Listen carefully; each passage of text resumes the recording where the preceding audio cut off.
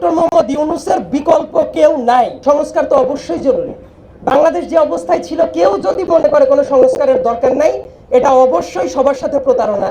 At the same time সংস্কারটা আবার কোন লেভেলে যাচ্ছে সেই ব্যাপারটাও ভেবে দেখাটা জরুরি।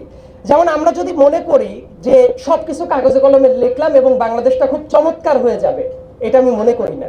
এই ফ্রি অ্যান্ড ফেয়ার ইলেকশনের ভেতরে কেউ না কেউ আবার প্যাচ লাগানোর চেষ্টা করে যে ইনক্লুসিভ। তারা ইনক্লুসিভ মানে মনে করে যে শেখ হাসিনাকে এসে ইলেকশন করতে দেওয়া হবে, দিস মিনস ইনক্লুসিভ। কিন্তু ব্যাপারটা হলো আবার পার্টিসিপেটরি নিয়ে অনেক কথাবার্তা আছে, কিন্তু পার্টিসিপেটরি কোন অ্যাঙ্গেল থেকে? মানুষের অ্যাঙ্গেল থেকে, যারা ভোটার আছে। কিন্তু আমরা যদি মনে করি যে সবাইকে পার্টিসিপেট করতেই দিতে হবে, তাহলে এমন অনেক মানুষ আছে যে পিওরলি তারা হয়তোবা বাংলাদেশে এমন কোনো কাজ করেছে যেটা সন্ত্রাস বিরোধী আইনে নিষিদ্ধ।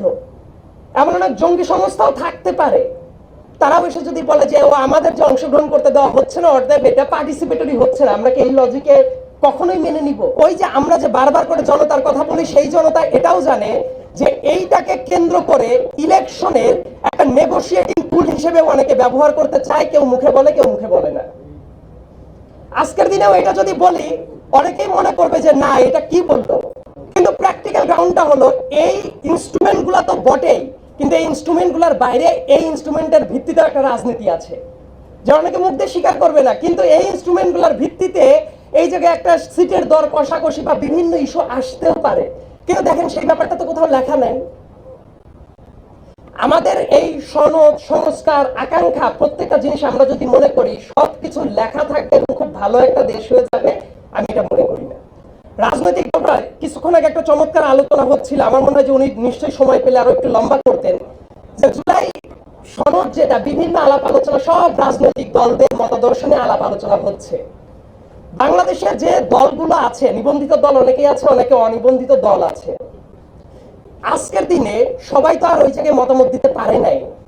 আবার ওই আলোচনাগুলো আমি খুব মনোযোগ দিয়ে প্রত্যেকদিন মাঝে মাঝে বসে বসে বিটিভি, অনেক বছর পরে বিটিভি আমি খুব মনোযোগ দিয়ে ফলো করতাম এই জন্য যে কোন রাজনীতিবিদ কি বলছেন এটা শোনার জন্য।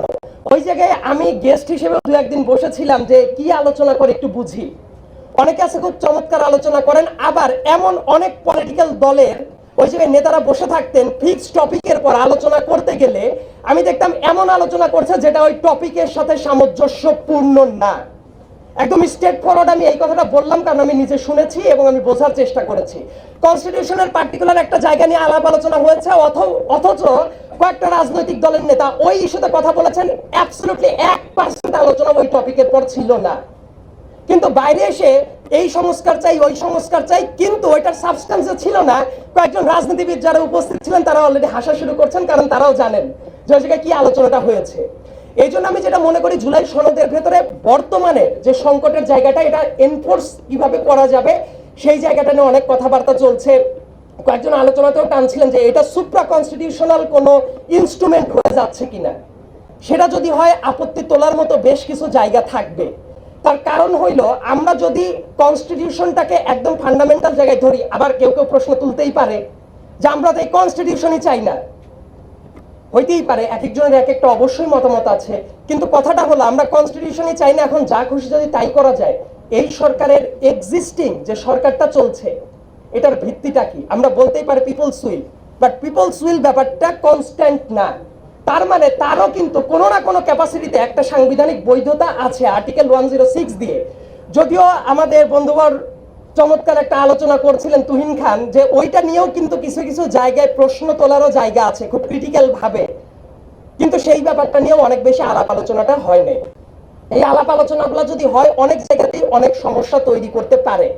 কিন্তু আমার কাছে যেটা মনে হয়, আমরা এখন যেসব দ্বিমতের জায়গাতে আছি, পার্টিকুলার কয়েকটা পয়েন্ট যদি আসে, স্বৈরাচার বিতরণের প্রশ্ন, এবং তারপরে একটা ট্রানজিশনাল ফেজ, এবং ট্রানজিশনাল ফেজের পরে একটা ফ্রি ফেয়ার ইলেকশনের দিকে যদি যায়, এই ফ্রি অ্যান্ড ফেয়ার ইলেকশনের ভিতরে কেউ না কেউ আবার প্যাচ লাগানোর চেষ্টা করে যে ইনক্লুসিভ।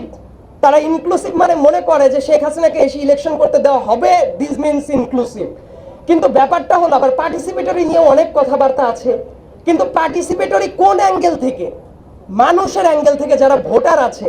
কিন্তু আমরা যদি মনে করি যে সবাইকে পার্টিসিপেট করতেই দিতে হবে, তাহলে এমন অনেক মানুষ আছে যে পিওরলি তারা হয়তোবা বাংলাদেশে এমন কোনো কাজ করেছে যেটা সন্ত্রাস বিরোধী আইনে নিষিদ্ধ।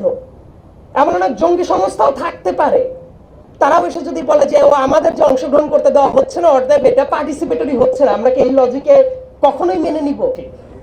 প্রথমে আমি ধন্যবাদ জানাচ্ছি বৈষম্য বিরোধী ছাত্র আন্দোলনের এই প্ল্যাটফর্মটাকে, যে এত চমৎকার করে বিভিন্ন মত, ভিন্ন দল এবং ভিন্ন ভিন্ন মানুষকে যে একই জায়গায় অ্যাকোমোডেট করার যে কালচার বাংলাদেশে শুরু হয়েছে, সেই ব্যাপারটাকে আবার আপহোল্ড করার জন্য। অনেকের অনেক মতের ভিন্নতা আছে, কিন্তু এ সত্ত্বেও সবাই যে একসাথে আমরা বুঝতে পারি, এটাই বোধ হয় যে গণ অভ্যুত্থানের একটা বড় আকাঙ্ক্ষার বাস্তবায়ন, যে ব্যাপারটা আমরা বলি না কিন্তু প্র্যাকটিক্যালি আমরা উপভোগ করি। এবং জুলাই সনদটা নিয়ে আমি টু দ্য পয়েন্টে যদি একটু কথা বলি, এই সনদটা দেখার পরে আমি বিভিন্ন অ্যাঙ্গেল থেকে পড়ার চেষ্টা করেছি। প্রথমে মনে হয়েছে যে আমরা আন্দোলন যে মুহূর্তে করেছিলাম ওই মুহূর্তের চোখ দিয়ে পড়ার চেষ্টা করেছি, কখনো বিএনপির ভিউটা নিয়ে পড়ার চেষ্টা করেছি, এনসিপির ভিউটা নিয়ে কখনো পড়ার চেষ্টা করেছি, কখনো জামাতের ভিউটা নিয়ে পড়ার চেষ্টা করেছি, এবং তাদের যারা যারা মুখপাত্র আছে তাদের বক্তৃতাগুলো যখন শুনি দেখি দিন শেষে কেউই খুশি না। এই যে কেউই খুশি না, এটার কারণটা তখন এটা প্রেশারটা পড়ে কাদের পর? যারা এটার পর রাষ্ট্র অনেককে, আমার কাছে যেটা মনে হয় যে নিজের খেয়ে বোনের মোষ তাড়ানোটাই কিছু মানুষকে দায়িত্ব দিয়ে দিয়েছেন। তো স্যারদের মতো কিছু বিজ্ঞ মানুষকে নিয়ে গিয়ে প্রত্যেকেই নাখোশ এমন একটা জায়গায় যখন বসিয়ে দিল, তারপর আমি চিন্তা করি, আচ্ছা আমরা তো প্রত্যেকটা জায়গায় গিয়ে গালাগালি করি, অপছন্দ করি, অপছন্দের জায়গাটা তুলে ধরি, আপত্তির জায়গাটা তুলে ধরি, তাহলে ওনাদের জায়গায় থাকলে কি করতাম? তারপর আমার কাছে যে অ্যাপ্রোচটা মনে হয়েছে বর্তমানে যেটা চলছে, প্রত্যেকটা জায়গায় ভিন্নতার জায়গাগুলোকে একটু সাইডে রেখে অ্যাকোমোডেট করার জন্য যে জায়গাটা, সেই জায়গাটার দিকে অর্থাৎ কম্প্রোমাইজ করার জায়গাটাতে তারা অলরেডি স্ট্যান্ড নিয়ে নিয়েছেন। এই জন্য যেটা হচ্ছে, যারা আসলে যতটুকুন চায় এক একটা রাজনৈতিক দলের ভিউ পয়েন্ট থেকে, তারা বলবে না আমি তো এটা চাই নাই, আরেকজন বলবে আমরা তো এটা শক্তভাবে চেয়েছিলাম, আরেকজন বলবে এনফোর্স মেকানিজম এইরকম হওয়ার কথা ছিল। মানে নিজস্ব দৃষ্টিভঙ্গি থেকে আমাদের কাছে যেমন এইটা মনে হয়, আবার একই সাথে যাদের এই দায়িত্বটা আছে, এই দায়িত্বের ব্যাপারেও আবার একটা কথা আছে। আমরা মনে করি যে তারা বোধহয় এমন একটা বডি, যে বডিটা সবাইকে ডাকবে এবং বলবে এটা করতেই হবে এবং সবাই রাজি হয়ে যান। কিন্তু এই জায়গার সবচেয়ে বড় ব্যাপারটা হলো, যুদ্ধে অনেককেই নামিয়ে দেওয়া হয়েছে ঢাল তরোয়ারবিহীন ভাবে, তারা বসে আছেন। কারণ আমরা প্রত্যেকে দেখেন বলি জনতার দাবি, জনতার ম্যান্ডেট, জনতাই পাঠিয়েছে সবকিছু, বাট এই ব্যাপারটাও কিন্তু প্রতিদিন চেঞ্জ হয়। প্রতিদিন চেঞ্জ হওয়ার জন্যই আমার মনে হয় 2024 সালের 5 আগস্টে আমার মনে হয় বাংলাদেশের একেবারে ওই পিপলস উইল যেটা, এটা যদি বলা হয় যে ডক্টর মোহাম্মদ ইউনূসের বিকল্প কেউ নাই, ওই দিন সম্ভবত এইটা সার্বজনীনভাবে যেভাবে মানুষের বিশ্বাসটা ছিল, ঠিক একইভাবে একটা বছর পরে, জাস্ট একটা বছর পরে আজকে যদি জরিপ চালানো হয়, দেখা যাবে মানুষের যে অ্যাপ্রুভাল রেট সেটা যেভাবে ছিল আজকের দিনে হয়তো বা সেভাবে নাই।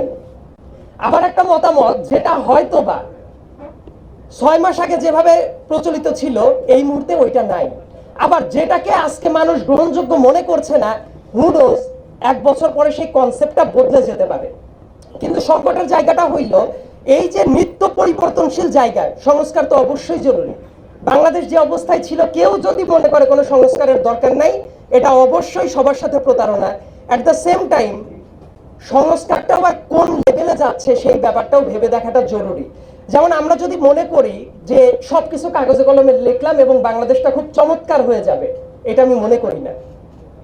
আমেরিকার সুপ্রিম কোর্টে বিচারপতি নিয়োগের যে প্রক্রিয়াটা, সেই জায়গায় তাদের পলিটিক্যাল ওরিয়েন্টেশন থাকে এবং এটা সে পাবলিক ইনফরমেশন।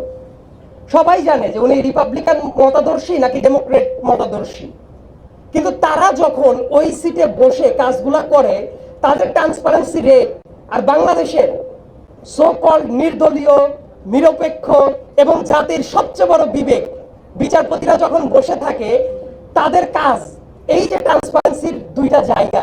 আমেরিকার তো ওপেন একটা ভিউ আছে বিচারপতিদের, সবাই জানে, কিন্তু বাংলাদেশেরটা কেউ জানে না।